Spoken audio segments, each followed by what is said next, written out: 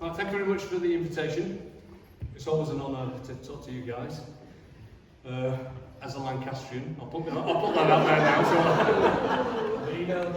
Yeah, I know I'm not going to get out alive, so it's okay.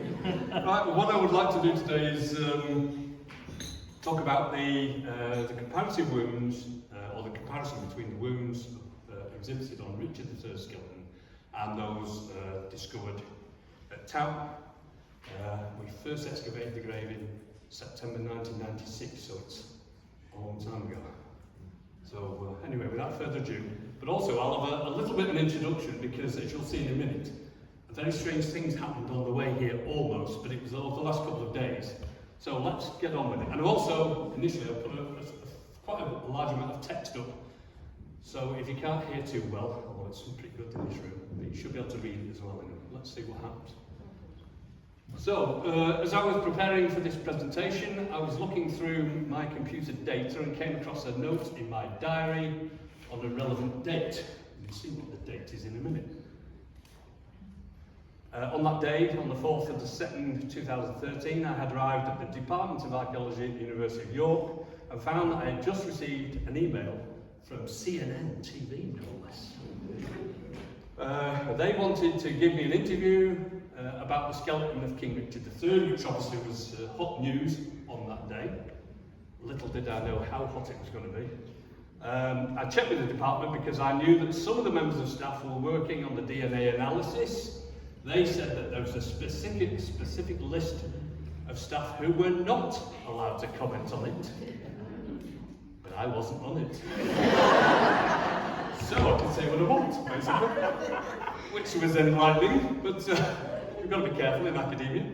I contacted CNN and they started to talk to a member of staff, and I started to talk to a member of staff. Would I comment on the thoughts of the skeleton, she said. Yes, I would, I said. What did I think, she asked. I thought that the evidence for it being Richard was overwhelming, but it needed positive proof, because after all, I'm an academic. We demand these things. Fantastic, she said. Please start the interview by saying these exact words. We will give you your cue when the interview begins. I was about to go on CNN, worldwide TV. My moment had come. I set up my laptop to work on the, oops, there's a bit of thing in the top of the screen, to work in front of CNN, and sat in front of the camera. All I saw was a small image. So imagine this is my laptop and I've got a little image of me in the corner and that's all I could see. So I didn't know I was live or not on CNN TV. I was primed to start the interview. I waited, staring at the blank screen as you are doing now. And waited. And I waited some more. Nothing. No comment, no advice, no bespoke. I waited longer. This is CNN TV. I'm about to go worldwide. What's happening? How very odd. What to do? Do I just sit there? And for how long do I sit there? Absolutely nothing. I think it was about 15 minutes, half an hour, I was just sitting in front of a blank screen. Meanwhile, 100 miles to the south of me, at that exact same moment, can you imagine what's happened? Certain people were actually there, so certain people know. This was happening. So I was abandoned by CNN for a very good reason, actually, and that's they had other things on their mind on that day. So, live television footage from the University of Leicester confirming that the DNA results proved. Oops, hello, who's done that? You did it. The host would like you to. Start speaking. Anyway, I'll continue anyway. Proved that the bones were, and found in Leicester, were indeed those of Richard III, England's last Plantagenet king. And the rest, as they say, is history, and obviously we don't need to go into all the details now about what happened on that day and the subsequent days. However, it was all was not lost because, as an aside, our Towton research was also mentioned in the press release on that day. Joe Appleby, the archaeologist who excavated the skeleton of Richard, also gave a presentation, and she very kindly mentioned that Richard's skeleton, or rather the trauma on Richard's skeleton, had been compared with the trauma on the individuals from the Towton mass grave that we found in 1996. As part of that analysis by the University of Leicester, Richard's skeleton had been compared to the individuals found in a mass grave in 1996 who died in the Battle of Towton, as these exhibited extensive weapon trauma. So, why am I discussing the medieval weapon trauma on the skeleton of Richard III? Because Richard's skeleton was compared to those from Towton, basically. So that's why I'm here talking today. But I'm also the director of the Towton Battlefield Archaeology Project, and it was at Towton, as some of you also know, on the 29th of March 1461 that Richard's older brother, Edward, beat the Lancastrian army in order to become King Edward IV, thus becoming the beginning of the Yorkist dynasty. So again, it's slightly convoluted, but that's why it all happened in the first place. And because we can categorically say if there was no victory for the Yorkists at the Battle of Towton, there would be no Yorkist dynasty, and if there was no Yorkist dynasty, there would be no King Richard III. It's as simple as that. So that's why it's all sort of linked. So going back a little bit from today, in 2010, as you all know, I'm talking to experts here anyway, Glenn Ford and his team found the mainly cannonballs, etc., from the battlefield of Bosworth, which proved categorically where the battlefield was. And then obviously, as you know even more, in 2012, the skeleton of Richard III, who died at Bosworth, was rediscovered in Leicester. At this point, I'd like to thank the University of Leicester, because I'm going to unashamedly borrow some of their slides, because at the moment I still believe this is the only set of photographs we can do anything with for the Ricardian data. So the important question is the archaeological evidence of weapon trauma on King Richard III's skeleton significantly different to that of other medieval battlefield victims? So we've got the highest person in the land dying on a medieval battlefield. Why should it be the same as everybody else who's died on a medieval battlefield? And obviously here's the mass grave from Towton that we excavated in 1996. That sunshines make it a little bit faded, but anyway, hopefully you can see that better than I can. And there's a slight background history of Towton. There it is. Where's it down? There is the city of York, and Towton is 10 miles to the southwest. Hopefully, as you also know, but to those who don't, Towton was a battle fought during the Wars of the Roses between the then current King Henry VI and the up-and-coming Yorkist Edward, who later became King Edward IV. It's not my day today, is it? Right, there's my excavation from the mass grave in 1996, with them all replaced in their original positions within that grave. And scientifically, we know that there are a minimum number of individuals of 38 plus. Now, this is only part of the mass grave. The builders disturbed the first half. So I think there's somewhere between 45 and 50. We never got to see the first half of the grave. And they're reburied in Saxton churchyard, so we probably never will read them. But also, today I'd like to show you some of the new evidence from Towton that was not included in the original analysis by the University of Leicester, because they analysed these skeletons they compared them with the skeletons from the mass grave from 1996. And these are the skeletons that were found after that. The first one was from 2002, and this individual was found half buried under Towton Hall. There's the wall of Towton Hall there. And this individual only from the lower pelvis down. So we excavated him, did the analysis, and left him in situ, so he's still there. So in 2003, also under the foundations of Towton Hall, this is the corner this time, we found this individual. And this individual, because we didn't have enough of him, we couldn't definitively say he died at the Battle of Towton. but he's surrounded by individuals that were, because this chap here also had evidence of weapon trauma on his skeletal remains. And then in 2005, we were lucky enough to be allowed permission to excavate under the dining room at Town Hall, and this is the first individual we found.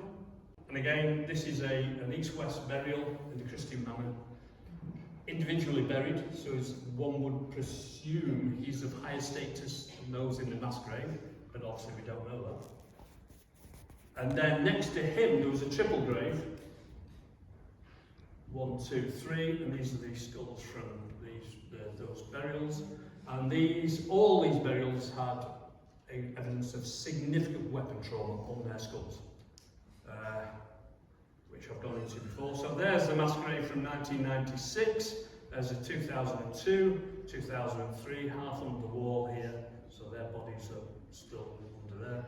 And then there's the 2005 excavation of the bodies, or rather skeletons, in the dining room. And in 2005 as well, we did some exploratory work because we did this geophysical survey, and as we were carrying out that survey, at that location I found 2 human teeth. So obviously we excavated a 4 metre by 1 metre trench across that position, and we were looking for the mass graves from the Battle of Towton that were noted on this map by Jeffreys in the mid-18th century. The graves in Towton Field. So that's what we're looking for. Found some human teeth. Did a test trench in the summer of 2005. You can see this feature showing up on the side there. This side of the trench, there was nothing or very little. This side of the trench was absolutely full of human remains. There's a side view of the trench, so you can see that this is the side of a pit. We didn't go to the bottom of the pit, so it was a test trench. We already knew what it was by then. And here are those are the locations of the human remains that we found, just in that 1 metre square.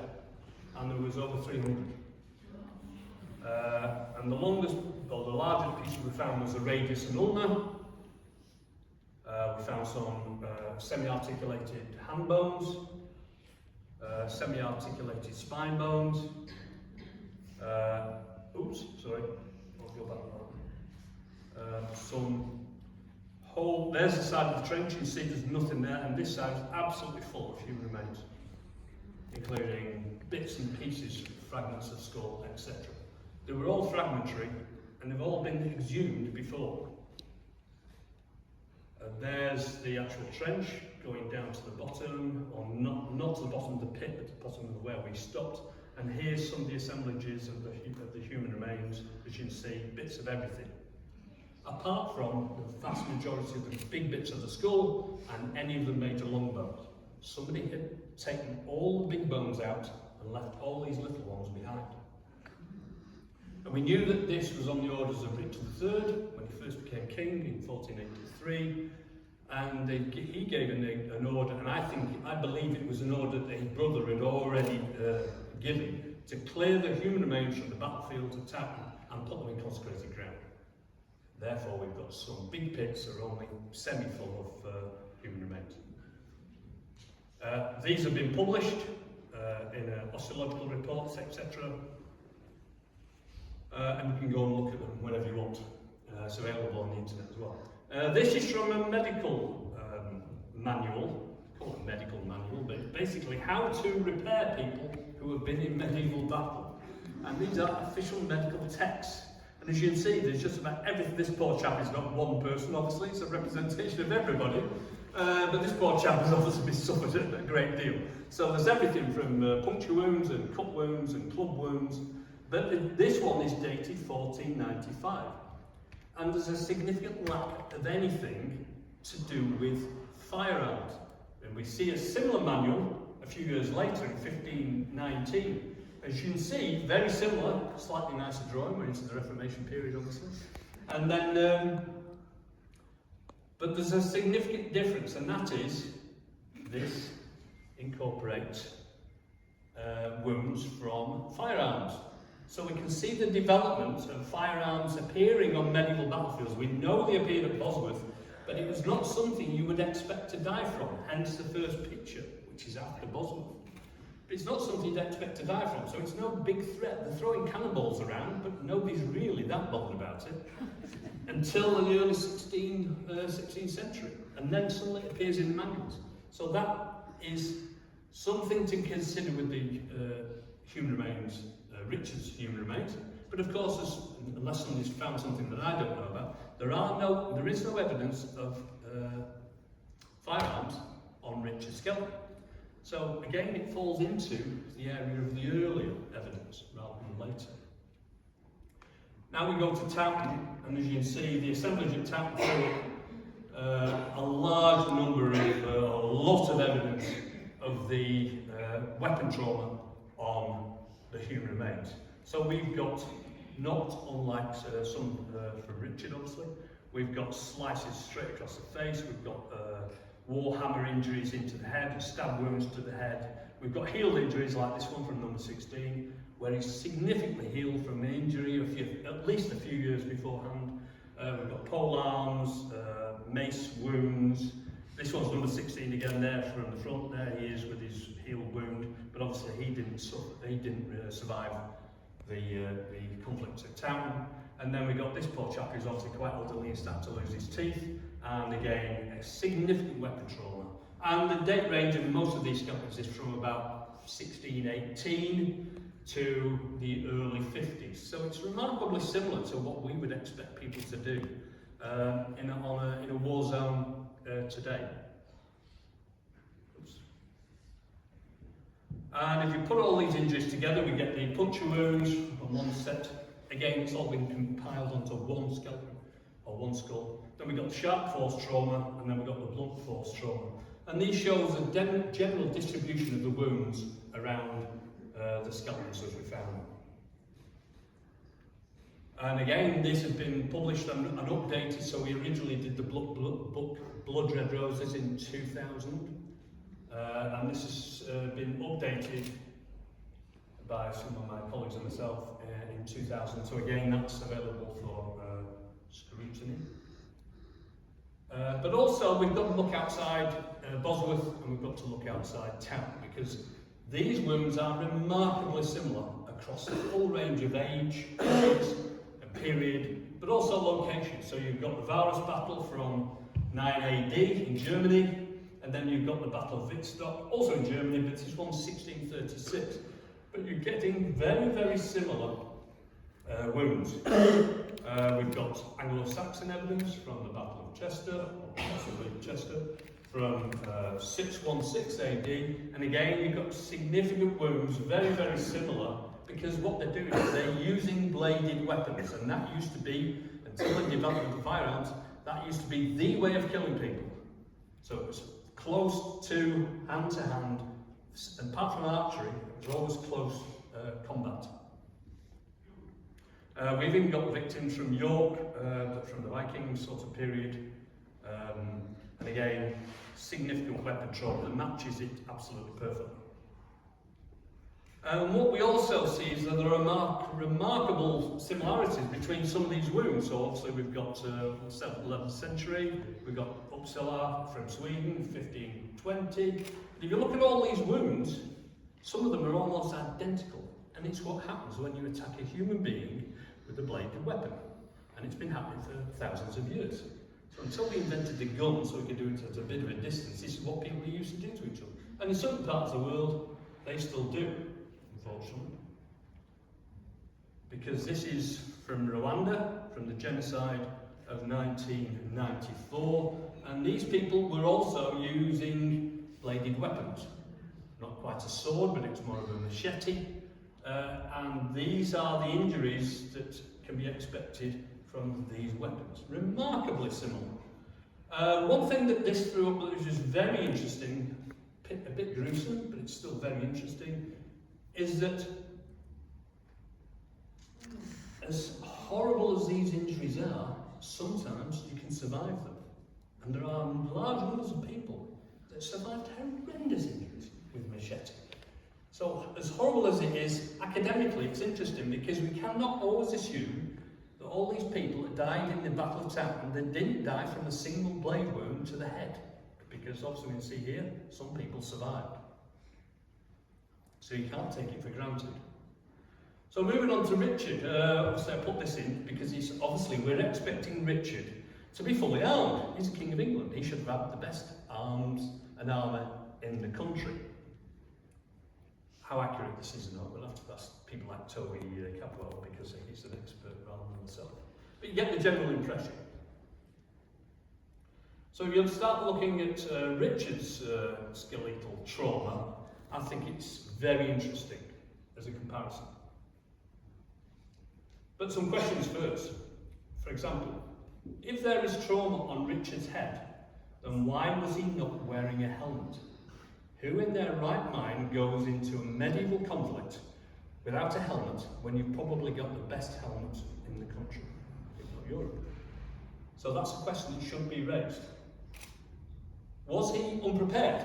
Excuse me, you're about to be attacked by a group of individuals over there, please put your helmet on. I don't think so somehow. Was he too hot? In the middle of a combat? My God, I've got to take my helmet off. No, I don't think so. It's not the sort of thing you would want to do. I think I would have to be virtually passing out before I took my helmet off in the middle of this melee. Was he frustrated? Was it due to frustration and rage? Well, obviously, with the end of Bosworth, if we're assuming this is near the end of Bosworth, then it sounds like a lot of things are going pear-shaped very rapidly. Apparently, Richard was not in the best of moods, so... but would you take the helmet off? Presumably not. One of the main reasons I think you would probably take your helmet off is because it was no good anymore. If it stopped you from seeing something, where am I fighting? You take it off, because you're going to be dead within seconds. So, is that a reason? Some more questions. If his helmet had been removed, then who took it off? By Richard himself, or by someone else? When was it removed? Before the battle? Don't think so. During the battle? Possibly, but unlikely. Or after the conflict? Now, a lot of people would have us believe that all this happened after the conflict. I think there's evidence to suggest that it was during the battle. Is it possible that he was still fighting after it was removed? Presumably not, but I think he was. Don't mention it, it's only a theory. So, we've got to go to the evidence. This is what we should be basing all this upon. So, we look at the historic documents first. Even if we hadn't, well, even before they found Richard, they were still looking at the historic documents about what happened on that day. And it said in the Ballad of Lady Bessie, a near contemporary source clearly states that Richard suffered head injuries during the battle. Quote, they struck his bassinet, his helmet, to his head until his brains came out with blood. Sorry, this is before dinner, isn't it? Came out with blood. Quite descriptive, but not that descriptive. But the Frenchman John Molyneux wrote that, quote, one of the Welshmen, there's a Welshman turns up, one of the Welshmen then come after him and struck him dead with a halberd. Dating to around 1490, this is one of the few near contemporary accounts that mentions the weapon used to kill Richard. Are they telling the truth? Do they know? Was it a halberd? Why not a halberd? It's as good as anything else. So, but does this represent the full story? Was this the first blow with a halberd or whatever, which might have brought Richard off his horse as he rode past, or was it the final death blow, or neither, or all of them? What does the evidence suggest? So let's look at the evidence. So we've got Richard's skull, and it's remarkably intact considering he's been attacked by medieval weapons. And one of the wounds that drew, I noticed, are slightly significantly different, and that is it's not a slit from a knife, as I'll show you in a minute. This is a rectangle, a small, stubby rectangle. So what's that due to? It could be something like a knife or something else. For example, is he still wearing his helmet? Well, if he was, you could get a knife blade through that nice little crack there and potentially stab somebody in the face. So we still don't know. Is he wearing his helmet? Not sure. It's remarkably similar to the size and shape of the back spike of a halberd. Well, is that a coincidence? We're talking about halberds.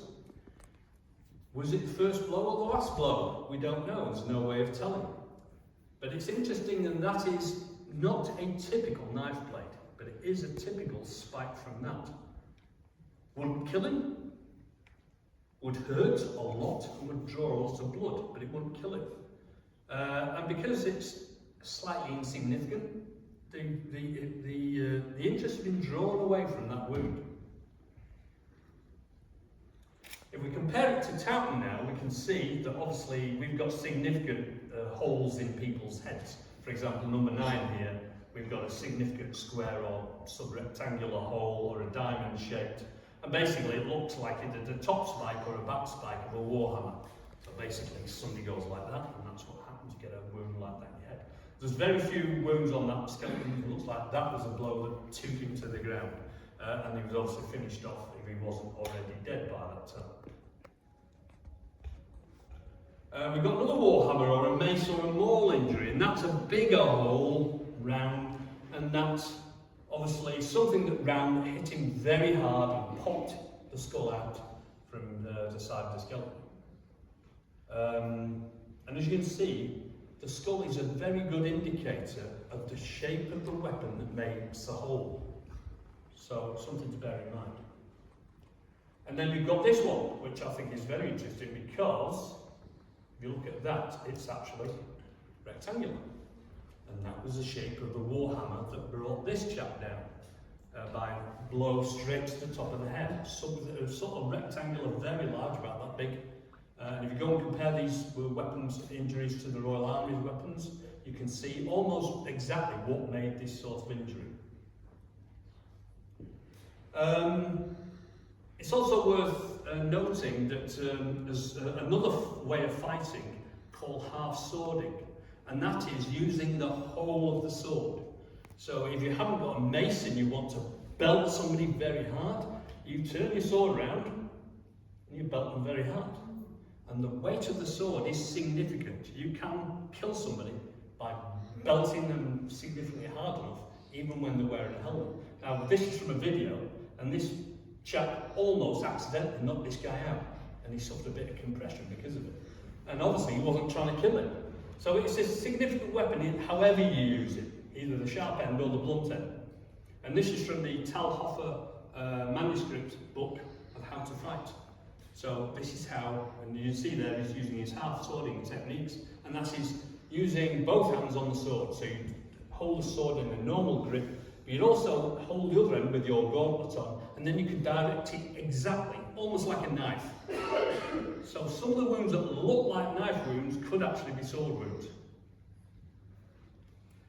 And this is something to bear in mind. Did a significant blow temporarily stun Richard without leaving a mark on his skull? Well, we'll never know that. But it's something you've got to add into the equation, just in case it might have happened. So if somebody goes and belts Richard on the head, even if he is wearing a skull, it's going to concuss him slightly. Is there any evidence of it? No, of course there isn't.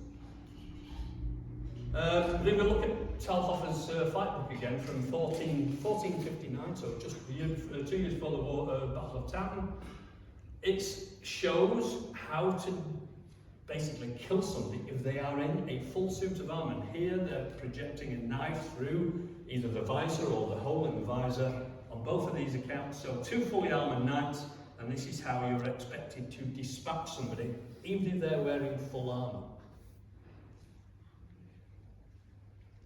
We've got this individual from Towton, and there's a slashing wound to the front of the face. Basically, somebody's got the edge of a sword and it's gone like that. And it's just caught him. And this individual, when we excavated him here, all that's still in place, completely cut off, but he's still in place. His teeth are still in place. Obviously, what had happened is he was killed straight away, and before his body had even a chance to fall to pieces, he was buried. So his gums and everything else must have been in place. And when we excavated it, the soil around there, all the teeth that were in place just fell down. And into the soil. So it's remarkable what the evidence you can collect if you excavate these things properly. In terms of a sword blow from the side, you're not going to get it through a visor, and as this, hopefully the next slide shows, you can't quite see it there. This is the same skull from the side, there's the sword blow to the front. If you see there, it's got a nick on his jaw. So basically the sword has gone in from this side, it's gone like that, shot the front of his, and he's stopped just as it hits the back of the jaw there. And if we compare this to Richard's, I'll just show that again for a second. So there's a little nick on the back of his jaw there. So if you compare this to Richard's skull, there are, oops, I didn't mean to do that. There are nicks on his skull there and there from what look like superficial wounds, but are they part of something else that did significant damage to his flesh? And that's the only bit that showed on his skeleton. And again, here's another victim from Towton. Now remember, these are from not the mass grave from 1996, these are from the individual graves. So these, we can presume, are of slightly higher status, or somebody took more care to inter these individuals than they did the people in the mass grave. Are they significantly better off? Higher status? We don't know. But they were buried individually. As you can see here, on the back, basically on the back of the jaw there, you feel your jaw, the sword, knife, or whatever it's called, it just nicked it. So, is that sword going just missing them? Remember, it's got flesh on it, so it would open up a large wound. And then here's another one, Towton 111, there it is. Very similar nick, similar place on the back of his jaw. Now, if the helmet on the visor was, especially from behind you, go up to somebody, do that, and then pull it up. You can do that with a knife or whatever. And as you can see from the fight manuals, this is one of the things you do. So if you lift the visor, you suddenly gain access to the whole of their face. So, any individual, any wound that's around there, we can't assume that he's still not wearing a helmet. He could still be wearing a helmet, and somebody's doing this to him. But there are other wounds. Hang on a minute. Also, yeah, I forgot. This is the location of not only the helmet strap to keep his helmet on, but also the strap for, I think it's the next slide. Yeah, his helmet is potentially still on there, but not just the helmet, but the beaver underneath, so it's his throat protection. And the strap that holds that on is down there as well. So imagine somebody comes in, they've overpowered Richard, and they want his helmet off. So if somebody goes in with a knife and does that, then you're going to get cuts all around certain places. I'm not saying this is what happened, but this is one of the things we've got to take into consideration. So is it possible that the visor was damaged and he could not lift it to see clearly? So if somebody belts him in the front of the visor and he's charging across the battlefield, all it takes is some crazy Welshman with a 10-foot halberd to go, I think that's the king. Belt. Now if that hit him right in the face, it might have completely dented his visor. In which case, he's wandering around the battlefield and he can't lift his visor up. So, if you can't lift his visor up, do you wander around? It's a balancing act, isn't it? Do I want to keep my helmet on and I can't see? Or do I just think, I can't see a thing, I'm taking my helmet off? I don't know. But it's something to bear in mind. Because we've got to consider that his helmet is now about to come off. He might therefore remove his own helmet, in which case he would be alive after he removed his helmet. Is there any evidence that Richard was alive after he'd taken his helmet off? I think there is. Presumably he would have had to been too busy to get another helmet. If your helmet's damaged, you go, fling it, I'm being attacked by the whole of the Lancashire army, excuse me you, give me your helmet. Well, if he's already in the middle of a fight, this guy's going to go, I don't think so. So, does he want another helmet? Presumably he does. Does he get one? Presumably not. Because if you look at this injury here, this is an attack on the skull that's virtually missed. So there's a skull in front of me, Richard's dead or whatever. I'm suddenly, and why am I attacking him? He's already dead or incapacitated. So I could be doing this and trying to get him, but he's moving his head. But how do you get that wound if he's moving his head, if he's got a helmet on? So it looks like the head's moving around, but he's not wearing a helmet. Also, there's this wound on the top of the head. He's not wearing a helmet. Why is somebody attacking him twice with two different weapons when he's presumably already dead? But why are they attacking him with two different weapons? He's not, well, I don't think he's already dead.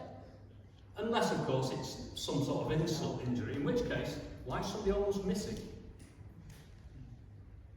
Evidence suggests that a glancing blow from a very sharp-bladed weapon, possibly on a non-static target. If Richard was dead and not moving, then why did somebody strike him in the first place? And even then, almost miss. Possibly still fight. So I'm not saying it's yes or no, I'm just saying it's a possibility that we've got to bear in mind. So he's possibly still fighting if he's still moving around. But he's not wearing a helmet, that's one thing for sure at this stage.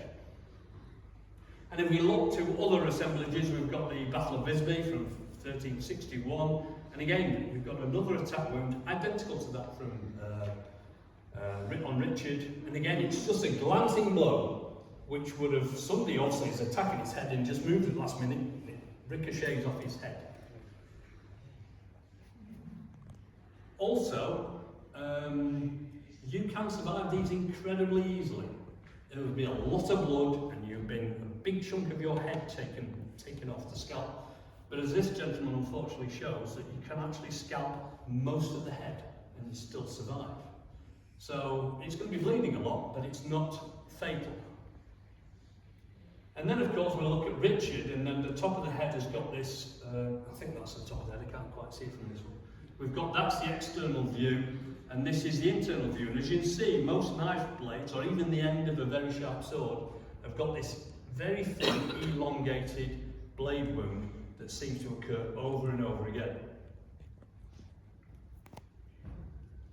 And presumably it's something like a dagger or a sword, or even a very sharp blade on the end of a pole arm, such as a halberd, for example. But it'd have to be a very thin knife blade.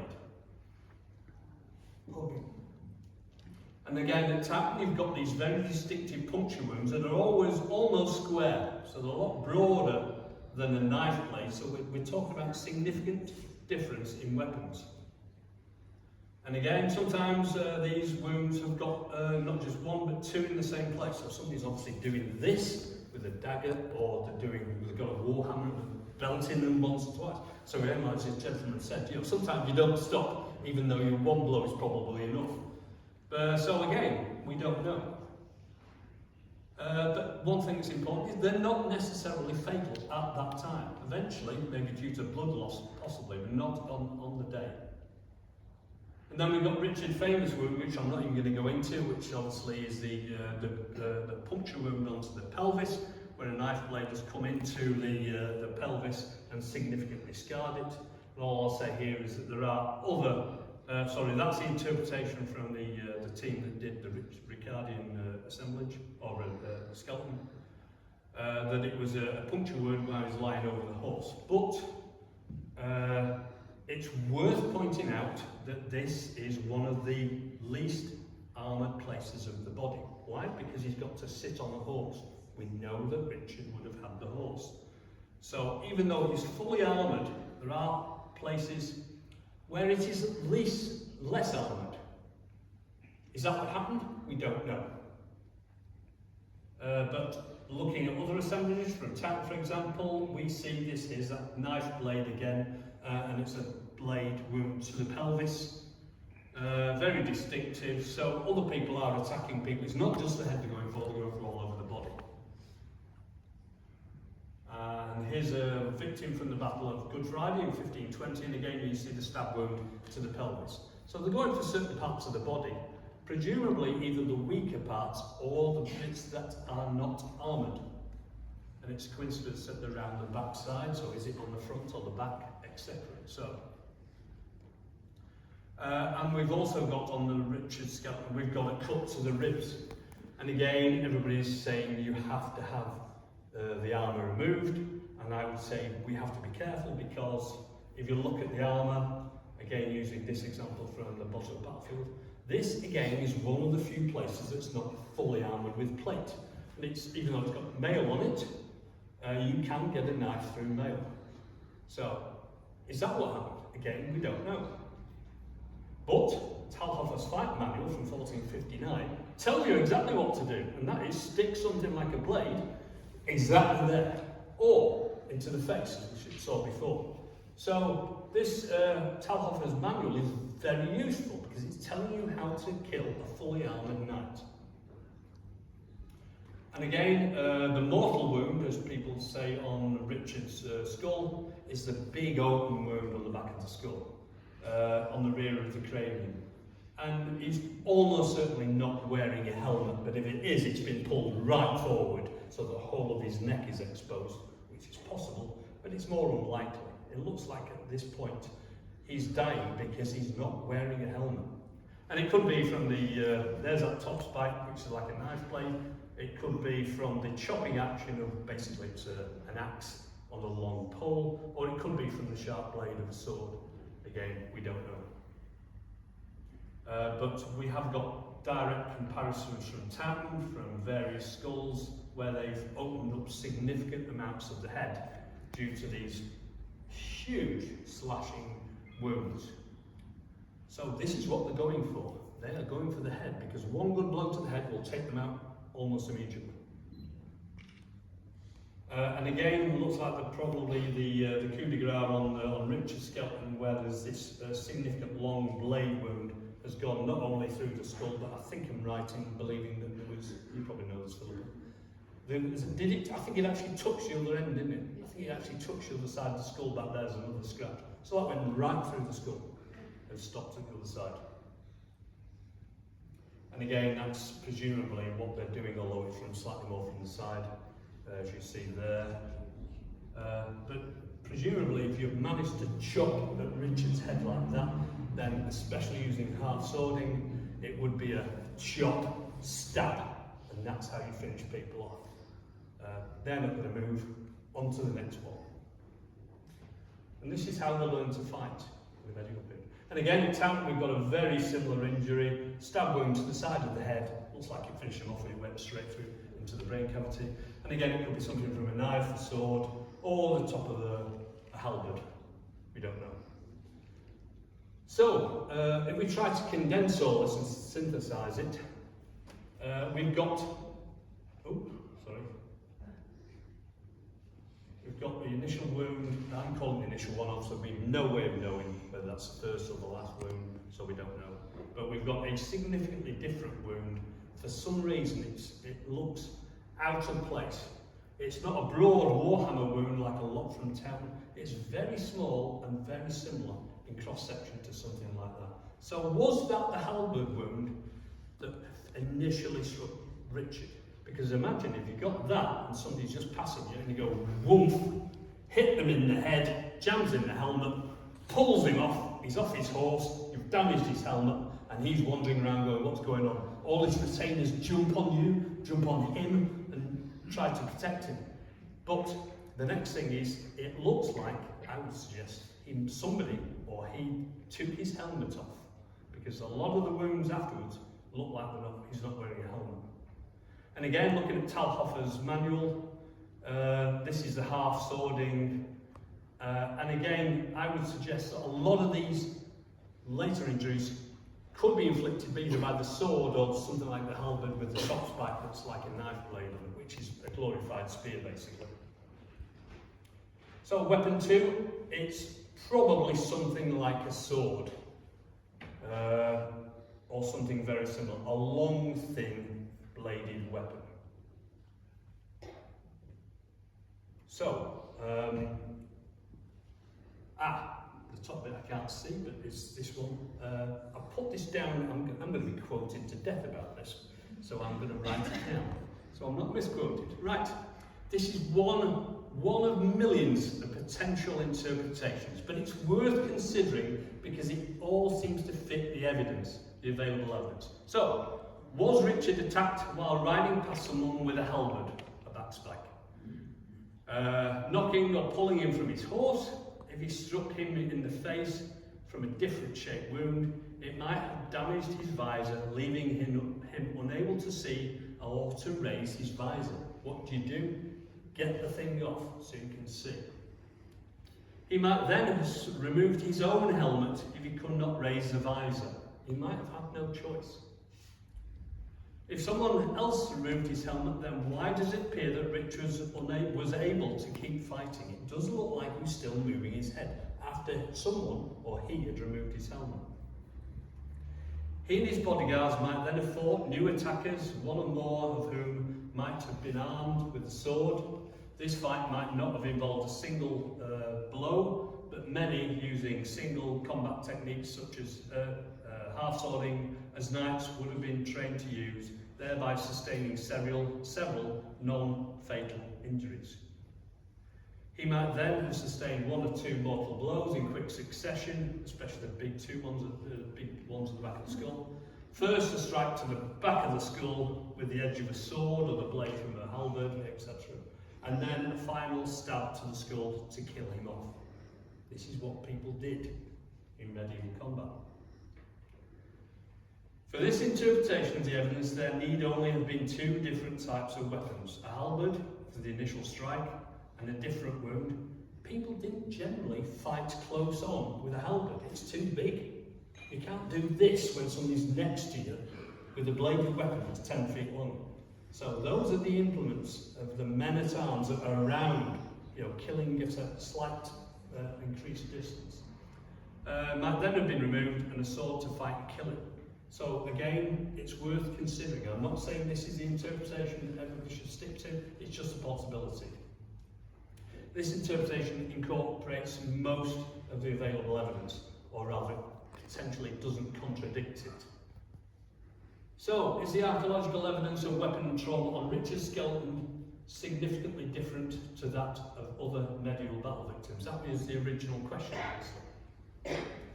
And the answer is, there are remarkable similarities between all of the wounds on Richard's skeleton and those of other medieval battle combatants. Which is weird, because he's the King of England. However, with him being the King of England, with the very best armour available, and obviously his retainers looking after him, surely this was not to be expected. As the archaeological evidence of medieval conflict now clearly illustrates, even given the best armour of the day, there is now physical evidence that it was still possible to be able to kill a king on a medieval battlefield in a manner similar to that of everyone else. The death of King Richard III. Final questions. Now these are aimed at you guys, so you can talk about something over your lunch. Please don't hang me for it. Did Richard only die on that day simply because, for some reason, he was not wearing his helmet? It's quite strong evidence.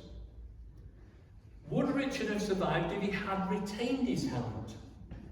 That's something to consider. If he hadn't taken his helmet off for some reason, would King Richard III ever survive that battle? Would Henry Tudor ever have become king? Well, potentially not. If Richard's not dead, then that's a whole different ballgame. Did a single blow from a Welshman, there's no Welsh in the room today. Did a single blow from a Welshman with a halberd change the course of English history and so end the Yorkist dynasty? We can only speculate. I think that's me done. Thank you very much.